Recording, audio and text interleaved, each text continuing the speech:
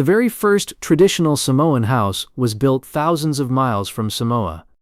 It's called Samoa House, and it sits on a busy street in Auckland, New Zealand.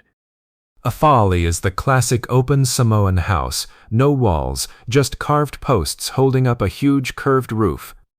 The Samoan community in New Zealand raised the money themselves through a special appeal fund. It opened in 1978 as a home away from home, and it's still standing there today. Japan once turned its most beautiful flower into war propaganda. For centuries, the cherry blossom simply meant fleeting, fragile beauty. But during World War II, the government rewrote what those petals meant. Each falling petal was cast as a young soldier scattering in sacrifice for the emperor. They even painted blossoms on planes and planted the trees at military shrines. So the gentlest symbol of spring became one of history's most powerful pieces of propaganda. They abandoned an entire supermarket with every shelf still full of food. The owners went bankrupt, grabbed what cash they had, and just walked out the door. Then the power got cut, and thousands of pounds of food started to rot. For 3 whole months it festered, until the stench filled the whole neighborhood. It got so toxic that hazmat crews and oxygen tanks had to clean it up. The rotting ruin was so infamous it later starred in a Life After People documentary. A lawyer once argued that making his client clean a cat's litter box was denigrating.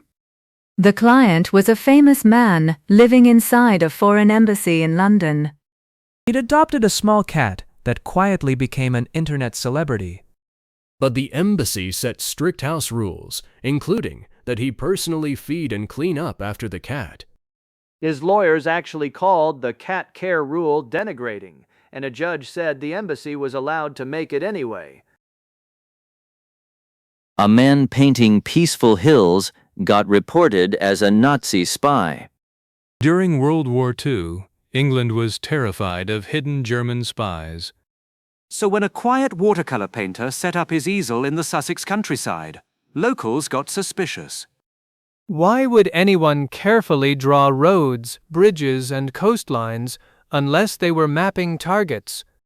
He was actually part of Recording Britain, an official project preserving the landscape on paper. So the suspected enemy agent turned out to be one of Britain's most beloved landscape painters. That giant tall ship on the river, it's actually a restaurant. It sits on the Bangkok riverfront and looks like it sailed out of the 1800s.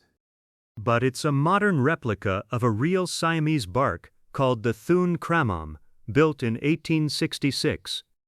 The original hold teak from Siam all the way to Europe then became a Navy training ship. Today, its replica, the Siri Mahanup, serves fine dining right where the old docks once stood. So you can eat dinner inside a piece of Thailand's sailing history. The first photo to ever win a Pulitzer? A guy getting beaten in the street. In 1942, the Pulitzer Board created a brand new prize just for photography. The winner froze a single explosive second outside Ford's Giant Rouge factory. A photographer snapped a strikebreaker being mobbed by auto workers, one raw click. The jury called it a brutal picture that summed up the entire labor history of 1941. One shutter click, one street fight, and photojournalism had its first crown.